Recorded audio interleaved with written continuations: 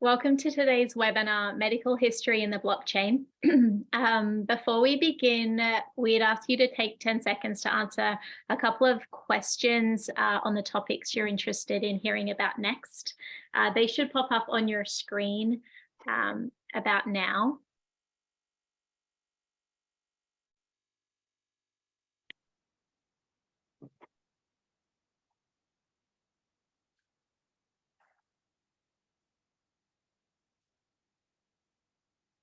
Okay, wonderful. Thank you all for doing that. So we're honored to be joined today by Brad Yasar, CEO of EQIFI, Jessica Lee, Commercial Excellence Business Technology and Senior Manager at the Janssen Pharmaceutical Company, part of J&J, and Mark Bloomberg of Counsel at Zuber Lawler.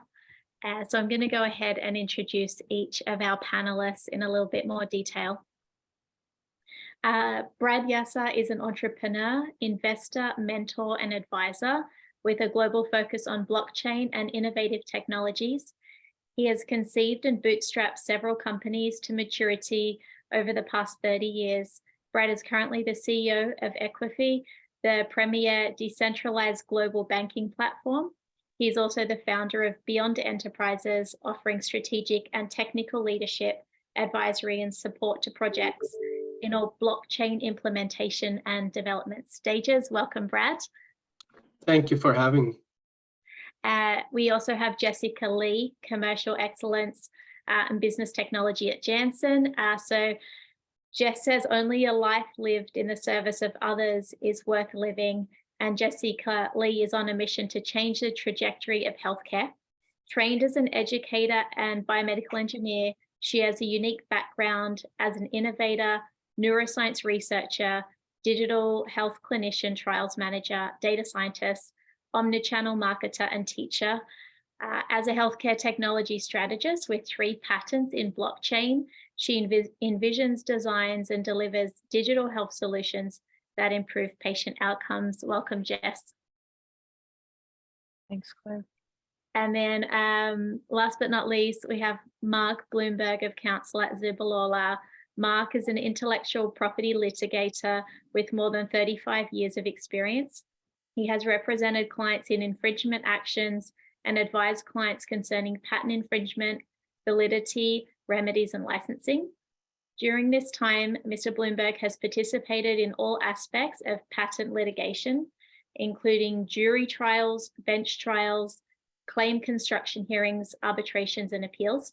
He has a particular interest in emerging technologies, including blockchain, virtual reality, AI, and quantum computing. Mark is a cum laude graduate of Harvard Law School with 2 engineering degrees from MIT. Between his time at MIT and Harvard Law, Mark worked literally as a rocket scientist.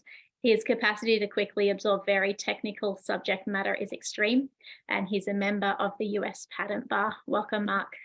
Thanks, Claire.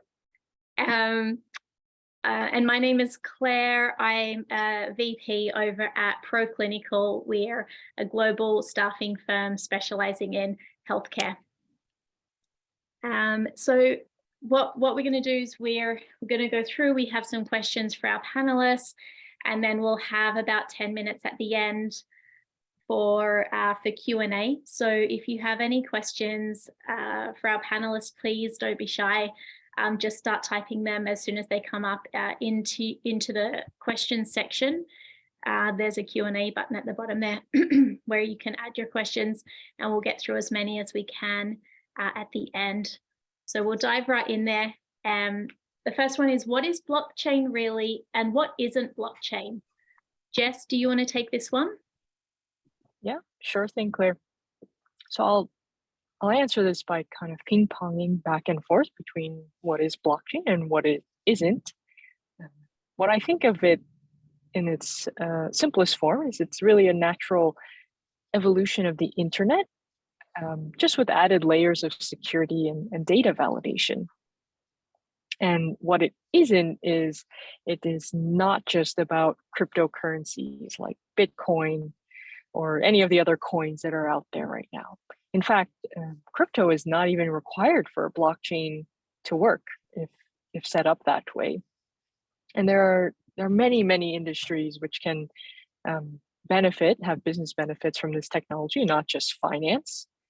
And then another way to think of it, what blockchain isn't, is that it's not putting everyone's name and data out into the public. In fact, blockchains could be set up to be public, to be private, or hybrid is also possible. So more specifically for healthcare, I think we really need a hybrid system for it to be a comprehensive one in healthcare. So just as a quick example, as an employee of J&J, I should only ever be able to see an anonymized data. But as a private citizen, I would be able to see de-identified health data for myself or my spouse, as an example. Awesome. Thank you so much, Jess. What can blockchain change in your industry and company? Brad, do you want to talk about this?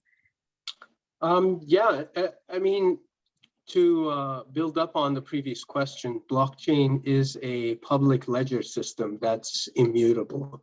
And there are a lot of benefits to that trustless model of keeping and accessing information that can be applied to a lot of industries, given the topic of today. In healthcare specifically, there has to be a lot of checks and balances because a lot of sensitive information is shared or needs to be shared across different parties. And what blockchain allows businesses to do is create these data sharing systems in a trustless way. So you don't have a central authority that needs to keep the data and safeguard it, and that you need to trust in order for that data to be valuable and valid, whether it's recording just a financial transaction or someone's whole medical history. With blockchain, what we're able to do is preserve the validity and accessibility of the data without revealing necessarily certain specific details. So when you get a file as a doctor, the file has a name, it has the pertinent medical information in it. But if someone else in transit sees that file, now they know the name of the patient, and if they look inside the details of their health record, that's when you have human elements helping with the transmission of information, you always have that risk of eyes not authorized to or needed to see certain things be able to access. With blockchain, we are able to eliminate that and pass data anonymously through different entities and systems, and allow only the end user to see the information that's relevant to their process or decision making or whatever they need the data for. So it allows a higher level of access with less exposure in transit. And that's just one of the myriad of uses you can have in different industries, from procurement to shipping to medical, and obviously finance and banking, which is what we're doing. It allows elimination of a lot of middle layers and still allowing the same valuable data to pass through and be accessible. Thanks. Thanks, Brad. That's really helpful. What hardware and software may be needed to implement a blockchain solution for medical history data? Mark, did you want to take this? Sure. Thanks, Claire. So far, we've sort of learned that blockchain is maybe somewhat complicated, and certainly it's very, very useful. And in terms of thinking about what is needed to implement it, the real way you start out thinking about it's just data. It's just data that's going to be shared across the internet amongst people, or across some network with people. And from that perspective, what do you need? Well, you need a way to implement the data, because however it's going to be changed, so you have to do that. You have to implement it. You need a way to retrieve the data on the other side to use it for something. You need a way to transmit it from point A to point B. And the other thing that you have to really worry about from a perspective is people are going to have different systems. And so sometimes they're compatible and sometimes maybe they're not. So how do you make things that are different compatible? The other thing that you need to do is you need to store the data someplace, probably not locally, probably going to be in the cloud someplace. And there's two things that you need to worry about in that respect. One is if data is going to be changed in some fashion, how do you synchronize it so that everybody knows they're using the current data and not old data? And the other thing you really have to worry about is you better have some redundancy and backup so that if anything happens, all the data is not lost. The other question is that you need to think about is like, how are you going to use the data? Because you get the data and forgetting that it's blockchain, people are going to be using it for all sorts of reasons, and they're going to use AI and various algorithms to use the data. And so you need that. And you're going to need a way of storing the data that you've used and selecting what you want. And the other thing you need to do is it has to be pretty fast and speedy, because you don't want to push the button to find out something and have to wait a half an hour to get it. So these are all the things that you're going to need. Now, some of this stuff is going to be off-the-shelf items in terms of hardware and software, but other things are going to be proprietary that people really going to want to use. They're going to want to build their own systems, and particularly their own software and AI. So this is the sort of hardware and software you're going to need to implement and to use the blockchain in the medical area. Excellent. Thanks, Mark. How is blockchain applicable in life sciences, and what are the use cases for healthcare? Jess, did you want to start here? Yep, sure thing. Thanks, Claire. Let's see. So in about 2008, blockchain and Bitcoin were introduced to the world, and this completely changed the way that we think about banking and money. But much beyond just the finance industry, healthcare is also stepping into this technology. So for example, Guard Time worked with the Estonian government to put its citizens' healthcare records on blockchain. It's well over 1 million records now. IBM started a partnership with the US FDA to create a health data exchange. There's also a consortium of four giant corporations that formed the Synaptic Health Alliance. And they created a directory for healthcare providers so that they essentially have a better idea of where doctors are located and what hospitals or clinics they're associated with. There's another large consortium, MediLedger, that formed in, I think, around 2019 and began working on a solution to help track and trace drugs throughout the supply chain. More close to home for myself, we piloted and patented a blockchain system to drive value-based care rather than the fee-for-service model that we see today. But I imagine, based on Brad's experience, you probably also have a number of examples as well.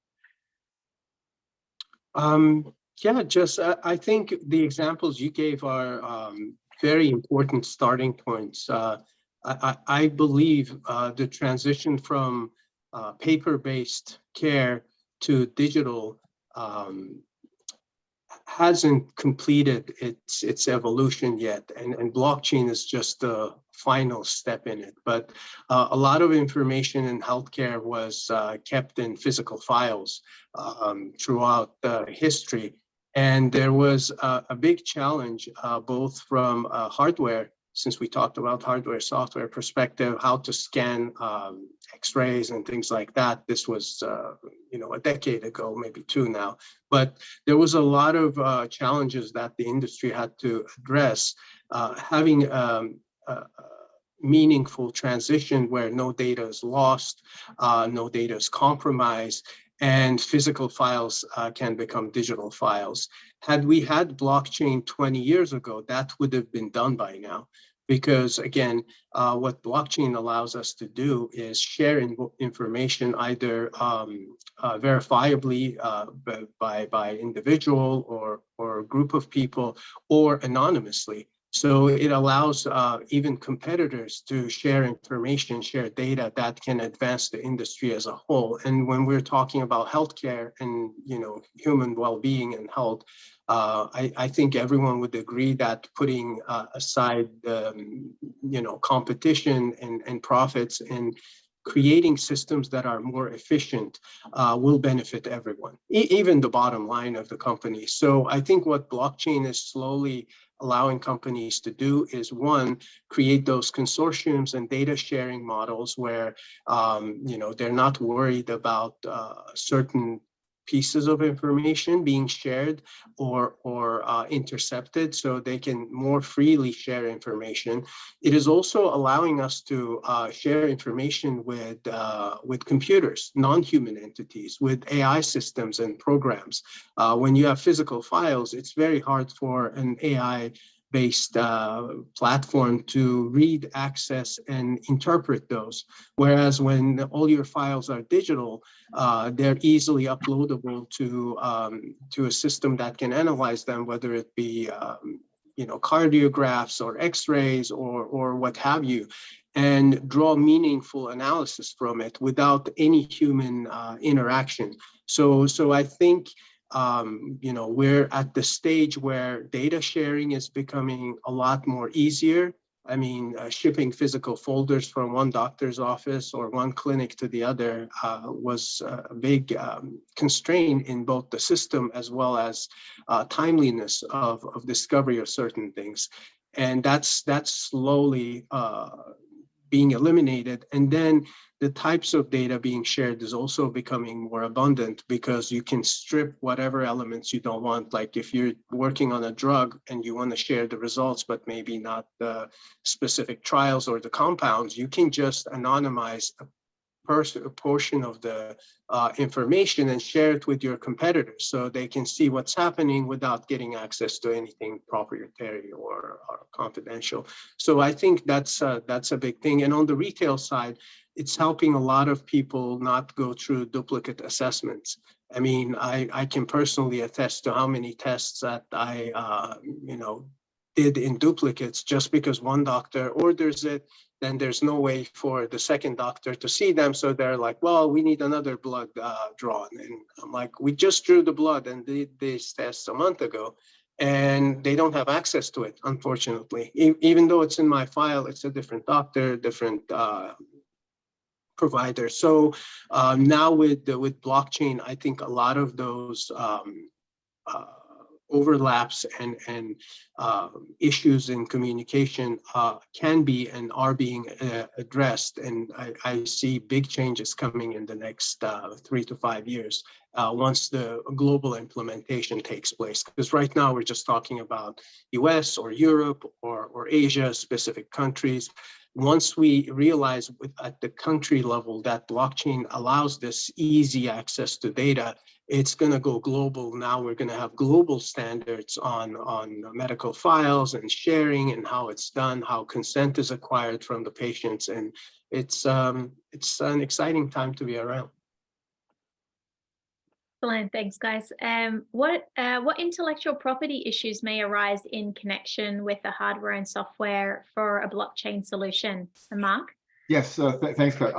Well, the real issue is software is going to be far more important than hardware in this regard.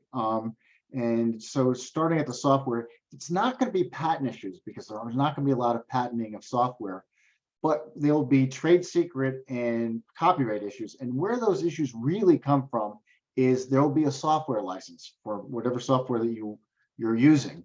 And there are a lot of questions that come up all the time, but some of the ones that are probably important here is, I know we've been talking about how important sharing is, and what you can share and who you can share it with are going to be very important things, and that's going to be spelled out in the agreement. So you have to make sure that whatever software license you have, it allows you to do that. And maybe you're sending certain information to others, and maybe you're collaborating with other people who may be consultants, who may work for different companies. Can you do all of that? The other thing that happens is if you're getting software from somebody, maybe their system is pretty good, but you'd like to improve it for your particular needs.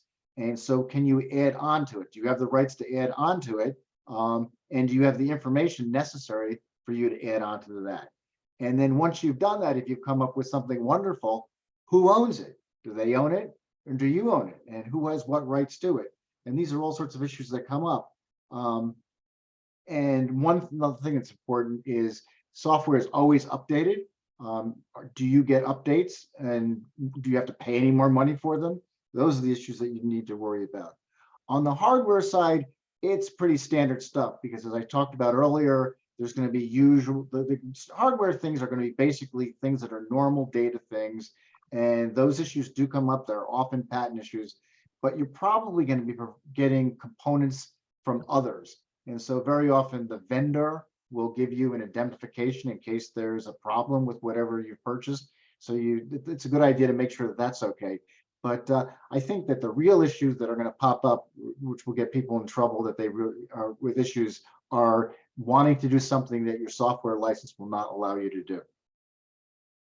So if somebody wanted to develop blockchain, is it better for them to start developing it and then go to a patent attorney, or to visit a patent attorney first to get a better feel for like some direction before? Well, if they think that they've done something innovative, they should speak to an attorney to see whether or not they should patent it or what they should do about that. But what they should also do is to speak to somebody when they get licenses, to look at them carefully, because if they want to be working with somebody, getting the software from somebody, you don't want to act the way you act when you get the software license from your personal computer, where you just sort of sign off on it's okay. There are a lot more issues about that might come up. Someone should look at it carefully, and you need to think about what is it that you want to do, and does that software allow you to do it? And very often, if there's something you need to be changed, you can go to the vendor to sort of say, this is what I want to do. Unlike going back to what I said earlier, as a person, you're not going to talk to Microsoft and sort of say, well, I need my Windows license for my computer to be a little bit different. That's not going to happen. So it's a different thing for that. Wonderful. Okay, thanks for that. What are the indications for blockchain and billing, Jess? Yeah, sure. So in terms of the billing, it's always a very hot topic, especially for those who work within the US's healthcare system, which is extremely complex, and I would even say over-engineered. So, for example, blockchain would be able to prevent medical and prescription billing inaccuracies. So let's say a billing staff member accidentally submitted a claim twice. Before this claim is ever even sent to all of the respective parties in a blockchain system, the technology itself would be able to catch this and stop this from happening. That way, all of the other parties are not flagging any duplicates and spending their time on that. It's also a technology that provides records of every patient's billing transaction, which then creates transparency. But before everyone jumps on me about violating HIPAA or GDPR or other privacy laws, it's also a technology that manages privacy access. So in that sense, I would say only the right person can access the right data and at the right time. It's not a free-for-all access. And to build on it, actually, it doesn't even have to be a person who catches that mistake. It could be an AI algorithm that checks for billing issues, duplicate or inconsistent billing, because as that data is available in a pseudo-anonymous way on the blockchain, you can plug in all sorts of analytics on it, again, without a single human being seeing the contents of the data, but getting the end results. If there's a red flag, why is this red flag? This looks like a duplicate billing. Then you engage with the right parties to correct it without anyone else or anyone further needing authorization to access it. It also, just like you said, because our current billing system is a little overbuilt and engineered, it can compress the times, the billing times, the collection times, as well as improve the flow for a lot of practitioners. Right now, there are small clinics and doctors' offices that use third-party billing services. The third-party billing services use third-party software that they may or may not be good at using. And then, you go and see your doctor, you get a bill from another state from someone you don't even know. And a lot of the times people are confused. Yes, the doctor's name is on it and they have a patient number, but why is this coming from Oklahoma? Or, I'm in New York. Why is this coming from another state? Who is this? So it's creating a lot of questions and potentially mistrust. Whereas if a blockchain system nationwide was implemented, it could clearly identify, this is your doctor, here's the NFT that's. Oh, I think you hit mute.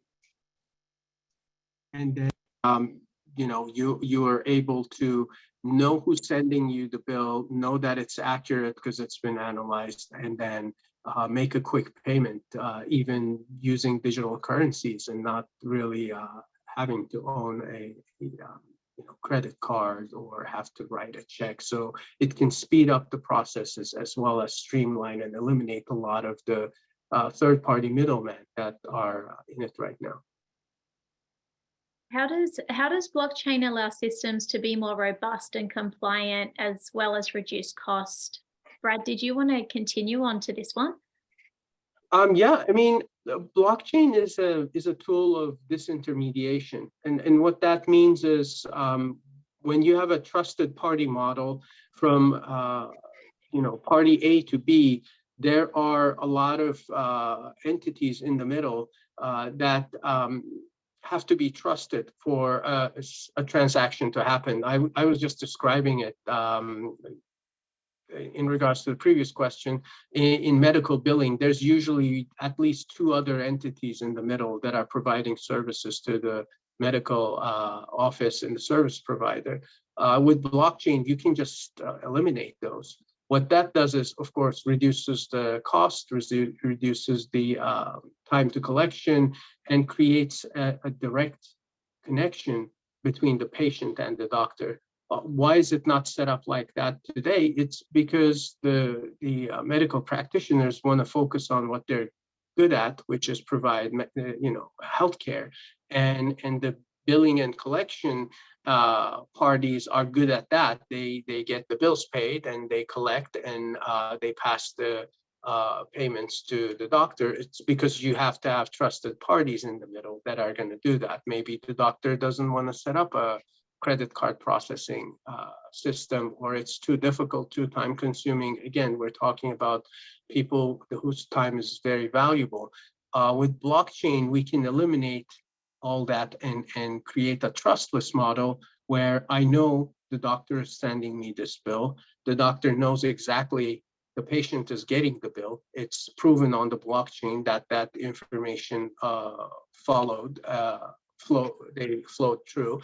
And the payment, it's the same way. It's verified, it's trustless, and it would be a major improvement to what most systems are today, because they are very bloated. There's a lot of people and there's a lot of fees that are generated because of the model, from insurance companies to processing companies to collection companies. There's a lot of administrative third parties that are taking fees and adding on costs to our medical care right now, which can be addressed with a distributed model where everyone's able to interact with each other directly. How can developers protect medical history data? Oh, before I get into this one, actually, I just wanted to remind everyone we're coming up on halfway. So if anyone has any questions, please don't hesitate to pop them in the question section at the bottom there. How can developers protect medical history data algorithms they create using blockchain? Mark, did you want to take this one? Sure. There are different kinds of algorithms. I mean, one type of let's start there. One type is the thing that Brad was just talking about, like algorithms for how to move billing information around, and those are probably not necessarily, they're helpful, but they're not going to be terribly innovative or sophisticated. And then there's going to be algorithms where people are going to use where they're going to be farming the data for the purpose of doing like medical research, and that may have a lot of sophistication to it. And so if you've developed an algorithm along those lines, how do you protect it? Now, one way you're not going to probably protect it is with patents for basically two reasons. First, algorithms and software, it's very difficult to get a patent on those things from the patent office now. They're considered to be abstract ideas, so you're not likely to get a patent. And the second thing is that if you are likely to get a patent, you won't get one for 3 years. And this is a fast enough moving industry that in 3 years' time, whatever you've patented is like yesterday's news. And so it's really not of any value. The real value that you'll have is for something to be a trade secret or a software, something that you don't want anybody to know about. So how you would protect that is just to make sure nobody knows about it. You show people as little as you possibly can. Well, first of all, you make sure that anybody that sees anything has to be under an NDA so that they can't use the confidential information for any other reason. But you also want to make sure that they get as little as possible. Sort of going back to my old sort of Department of Defense days, if you have a security clearance, unless you have a need to know, you don't get to see the information. And that's the same way that you should sort of govern this. Yeah, just make sure that you don't give information out at all, as much as you can avoid it. And if you absolutely positively have to tell somebody, make sure it's all tied down to NDAs and confidentiality. And that's really the best way to protect the algorithms. Data science and analytics is a trend right now. How is blockchain instrumental in collecting data? Jess, did you want to take this one? Okay, yeah, sure. So very simply, in order to analyze data or create the cool predictive models, we first need data.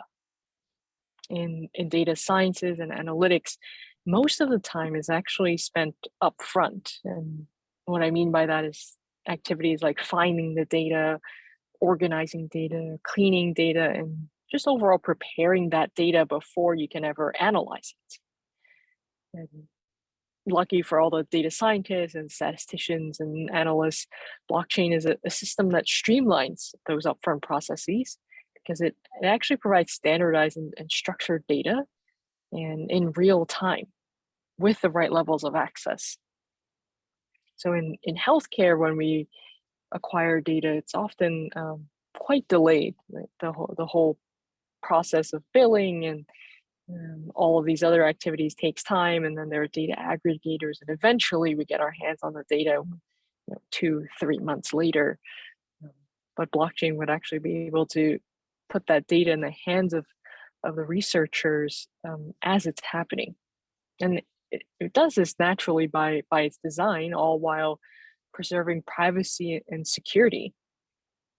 And thus far, I think it's really the only technology that can provide privacy, security, and the right levels of transparency all in one. Usually you just get, it's kind of one or the other. You're private and secure, meaning everything is locked down and siloed, or you're transparent and sort of assume the data is publicly available. Blockchain would actually be able to provide all three. Thanks, Jess. Does anyone have anything to add to that? But yeah, that's and how long would you say, Jess, like blockchain has been used within healthcare? Putting you on the spot a bit here, I know. No worries. Within healthcare, I would say the more meaningful pilots started 2015, 16 era. I know compared to finance, healthcare is a bit lagging and behind the times, but I think it's made a lot of great strides in a short time that we've been using the technology. Wonderful. Yeah, I feel like there's a lot of recruitment going on in that space as medical device and pharma companies and insurance companies are looking to build out those divisions, right, and hire more tech and engineers to build this. So I feel like it's a very, like, the space is evolving really quickly and it's moving and things are changing and new standards are being written all the time, and everyone's trying to keep up, but it is an exciting space. How can image recognition and analysis be used in communities and industries? Mark, did you want to talk a little bit about this one? Let's, how can, well, let's see, I mean, it's really useful to, you know, one way to try to find information, of course, is you know, always to do X-rays, MRIs, you know, all sorts of other things like that, and it's to be able to do that and to share that in ways is useful, and you could tie that into a blockchain, and I think that's probably the best way of using them. Thanks. Did anyone have anything to add? Brad? Yeah, like I mentioned earlier, I think as more information is digitized and is available for machine interpretation, more can be done with the newer AI and machine learning models that are getting better and better at analyzing raw information, and in some instances better than human beings. Especially in healthcare, there are studies now where the current generation AI and machine learning allows detection of certain tumors and illnesses magnitudes better than a very, very experienced physician surgeon can, just because human mind and brain and experiences not geared towards processing large amounts of raw data. We can focus on one problem and still to this day address, solve, and deal with that problem much better than any AI and machine learning algorithm that exists today. But if we are presented with a million problems at once, our ability to focus on a million things at the same time and draw meaningful conclusions is limited, regardless of how educated, experienced, or smart you are. Whereas with AI machine learning, the machine doesn't care if it's analyzing one tumor or a million tumors at the same time. It does the same work. So especially in imaging and interpretation of different medical imaging, I mentioned X-rays and cardiographs, and there's several others.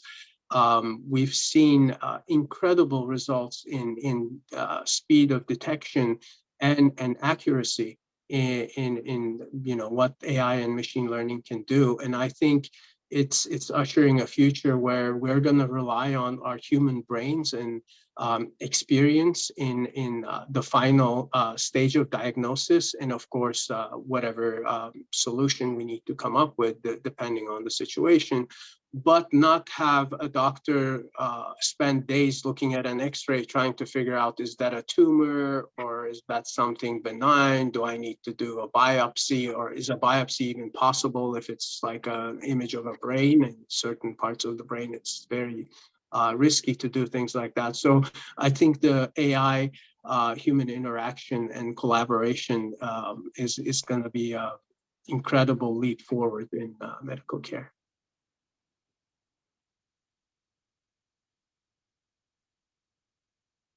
Oh, you're on mute, Claire. Oh, thank you. Thanks, Brad, for that one. And then how is blockchain bringing the industry together? Jess, did you want to take this one? Yep, sure. So I would say at the moment, healthcare is extremely siloed. And I think Brad touched on this way in the beginning, but take, for example, our own healthcare records. Everyone, all of my doctors essentially has a different slice of me, a different view of me. So my eye doctor knows just about my eyes. My primary care doctor knows of some general things, cardiologist, dermatologist, etc. But within a blockchain system, every doctor would have access to really a single and complete version of me and all the other patients. So every doctor would get all of the updates about me. So if, for example, my primary care doctor would be able to see any test results or any prescriptions from when I visited a dermatologist, let's say. And in that connected world within blockchain, if my primary care doctor tried to prescribe a new medication for me, she would then be able to see any and all of the other prescriptions. And that's actually quite powerful. It would give her the ability to see if this new drug is contraindicated or works poorly with any current medication from another doctor that I might be taking. I think overall, this is a technology that lets even competitors come together in a single network to share data for mutually beneficial reasons. So where in the past we see each other as purely competitors, it's more like co-opetition. So we're cooperating, but still competing. Co-opetition, I like that. And then the last question we have, and I would say if anyone does have any other questions that we can present to the panel, we're gonna move on in after this one. So please feel free to type them in the question box now. The last question is, if people are collaborating to develop solutions for blockchain medical history data, what should they do to protect their confidential information for those solutions and to allocate intellectual property rights that they develop? Mark. Sure. Well, the confidentiality is a lot like what I talked about before, but just a little bit more complex in that you have multiple parties and they have to keep everything confidential between themselves and everybody else, so that you don't want, someone else spilling the beans, so to speak. And so everybody ought to sit down and sort of say, what are our confidential agreements going to be, and how are we going to behave and do everything consistently with everybody else? In terms of getting intellectual property rights, it can be very complicated for patents. And the reason for that, if there are patents, and before I mentioned there may not be too much in this area, but assuming that there are, the problem is the people who own the patents are the inventors. And what typically happens is the inventors will or work for a company, they will assign their invention to the company. So if people are collaborating, there will be multiple people that own a patent. That's always a bad idea because each person can license anybody else or do anything independent of the other, and they can really fundamentally destroy each other's rights that way, which is a bad thing. And so what you want to do is you want to say, well, who is going to own the patents? That's number one. And you might say, well, gee, if someone's going to own the patents, doesn't that leave everybody else out? And the answer to that is no, because what you also do is you also say, okay, fine, you will own the patents, but you will license the patents so other people will have other various rights to it. So everybody gets the rights that they need, and maybe somebody owns it. Everything can be adjusted in terms of where royalties go, or if you have to pay royalties, and who gets to do what. And so that is a complicated, but that's a discussion that should take place beforehand, because all of a sudden, if you have an invention, then everybody gets crazy ideas and are less likely to agree. They can kind of agree in the beginning when no one says it was, I thought of it more than you thought of it. At that point, you sort of say, okay, if any of us thinks of anything, what are we going to do? And at that point, everybody can be fair and reasonable to each other. Thanks, Mark. That's really, really useful information to prevent problems down the line. Okay, so we're going to move on to questions now. So the first question is, given the power use efficiency of a decentralized blockchain verification, is its use in medical better than other centralized encrypted databases? And if so, why?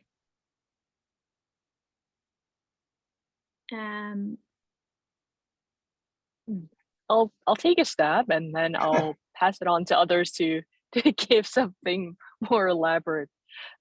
So I would say that while I love technology and I can geek out about blockchain all day, I would say it's not the right solution for every use case. So we really have to evaluate it from the business side and the end user side first. I'm not holding a hammer looking for nails to hit. Rather, I'm looking at what's happening in the healthcare industry. How can we improve it? And is blockchain even the answer for that? And it's not. For many, many cases, it's not. And centralized encrypted databases still have their place. for sure. We won't get rid of those in a heartbeat, or anytime soon. But for the cases where you have multiple external parties that collaborate and share information, blockchain can really speed things up. Just by connecting the data itself, but on top of that infrastructure, you can add a lot of automation, which isn't by its nature, it's not blockchain. Like intelligent automation isn't blockchain, but blockchain could really enable that much better. In terms of decentralized, is it slow to time consuming, the resource consumption? That actually depends on the consensus method that you go with. So proof of work, proof of stake, yes, they do have those limitations, but there are plenty of other consensus methods that don't have those same resource limitations. I want to jump in, and I agree with what Jess was saying. Blockchain is just a tool. It's a technology, and it can be used to improve business processes and the user experience and information sharing, but it's not going to be the silver bullet for everything. So we don't need to have everything decentralized. And just to focus a little bit on that power consumption topic, I think it's a misnomer. This month, Christmas lights are gonna use more energy than all blockchains that are in existence combined for a month. And as much as we believe blockchains do provide some value to some people, Christmas lights, contribution to humanity other than cheering us up here and there is very little. So whenever I hear this, given the power consumption, it just shows an innate lack of understanding of what blockchain is and different consensus mechanisms. Just like Jess said, there are ones that are very, very low power consumption and affordable if that's what the direction you want to go. But whenever someone says, well, given the power consumption for anything blockchain, it just shows that they do not understand the power consumption of the centralized systems that we're currently using. And they're trying to compare something to something else, and neither of which they have a good grasp of, like apples to oranges. They say Bitcoin's power consumption is unacceptable. Why should we even have that? It should be abolished, without knowing how much energy banks consume and the SWIFT system consumes and the militaries that allow those systems to exist consume. And putting it in comparison, at least apples to apples. So I don't think power consumption is even a remote consideration in blockchain applications in healthcare, because we have machinery that consumes so much more electricity than any of those things. I mean, the scanning machines, the CT scans and the X-ray machines, if you want to talk about power consumption of certain things that are being used in healthcare, the blockchain that you put information on to share is going to be not even in the top 100 of the top power consumers. The hospitals, the cleaning, the maintenance of hospitals, it's incredible amounts of energy that's being consumed. So the greenness of blockchain should not be the main conversation topic. It should be, just like Jess said, does this improve the care that we can give? Does this help humanity? And if it does, and it's a decentralized system, that's great. And if a centralized system does a better job, I think healthcare should come first, not the technology enabling that care to be provided. Yeah, it's like everything else. You want to, pick the right tool for the job. If you kind of want to knock down a wall, a sledgehammer is a great option. But if you want to put a picture on the wall, probably you do something else. I like that. Okay, well, we don't have any other questions, I don't believe. So I think it'd be nice just to move along to closing comments. And are there any final words that you would like to leave us with, Mark, Jess, and Brad?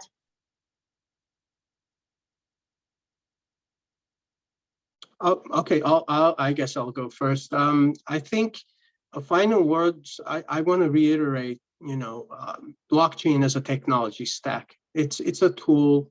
We can all use it. We can all learn about it. And as with any other tool, you can use it for good, for betterment of the industry, the business you're in, or you can use it for other purposes that only benefit you and a small group of people. So as a technology, I think it has an incredible potential to increase collaboration, reduce costs, and increase access and timely care in healthcare. Obviously, how it's interpreted, how it's implemented is going to depend on the end goal. And I believe all of the participants in the healthcare ecosystem want to deliver better care, want to deliver it cheaper and make it more accessible for everyone. And I think that's going to be the underlying guidance and path to follow when using blockchain to innovate anything. Thanks, Brad.